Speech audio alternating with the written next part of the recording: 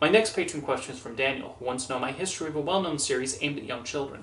Since Teletubbies existed when you were a kid, I would like to know your personal experience with the show from what you've seen, which first aired in 1997 and ended in 2001. I know Teletubbies is not a smart nor clever show, and I can see why people hate it alongside Barney, Caillou, and Cocomelon. However, since I grew up with it with autism, I feel nostalgic about it, especially when it comes to the opening shots of music, the landscape of Teletubby Land, and the magic events. I'm curious about your opinions on them. Also, are you aware of the Tinky Winky controversy and the Lion and Bear controversy? I'd like to hear whether you think people are overreacting to those controversies or not.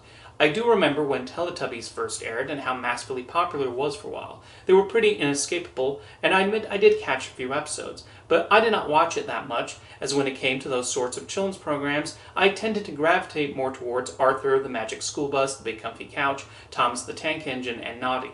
To tell the truth, what I most remember of Teletubbies is the visual look of it more than any actual story. I cannot tell you what the episodes were about, or even if they told much of a story, as I just sort of recall the Teletubbies running around in that field and the segments of children playing. If the Teletubbies had individual traits, I cannot tell you, and most of the dialogue that sticks out to me is just them repeating their names or saying, "uh-oh." Keep in mind, this is not me giving my opinion on the show, just the memories I have of it during those times I did happen upon the series in my younger years. With that said, the look of the series was distinct, with a baby face in the sun and the bright green field with the speakers popping out of the ground. The character designers also gave them a unique appearance that certainly made them easily marketable. You can practically see the toys being pulled off the shelves and into children's bedrooms looking at them.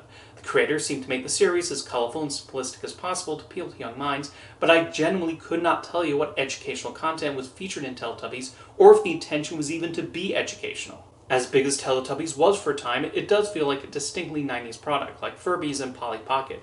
Like Daniel mentioned, the original series stopped producing episodes in 2001, and then after that it was just not something I saw talked about much outside of a few occasional nostalgic remembrances. I'm aware there was a later revival that was eventually shown on Netflix, but I remember that did not seem to lead to a resurgence in excitement over the Teletubbies. When I think of the Teletubbies, I'm also reminded of the Oogie Loves and the Big Balloon Adventure, which might be one of the worst children's films I've seen. It was the brainchild of a producer who was involved in bringing Teletubbies to the United States and wanted to make a similar kind of movie. And honestly, I'll say this about Teletubbies, at least Carrie Elways does not show up in a creepy cameo as a man obsessed with bubbles. Regarding those two controversies in the question, I do remember the Tinky Winky one, in which he was accused of being gay for, get this, having a handbag, which is ridiculous. We don't know what their personal preferences are. I'm pretty sure we only ever see the four of them, and frankly, it's none of our business what the Teletubbies do behind closed doors. I remember similar things said about SpongeBob SquarePants, also based on pretty much nothing, and most sensible people thought these controversies were absurd, and if Tinky Winky was gay, then let him.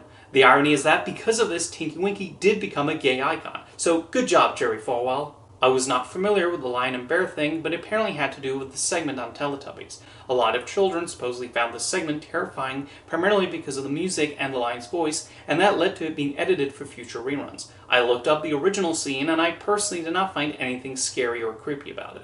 I've seen creepier imagery in other children's shows, but maybe you just need to be the right age to get a reaction out of that lion on wheels. So as you can see, Teletubbies is something I remember more for the onslaught of merchandise common in the late 90s rather than the actual episodes themselves. The creators definitely captured something with young children at the time, much in the same way that Barney the dinosaur would, with these brightly colored costumes running around.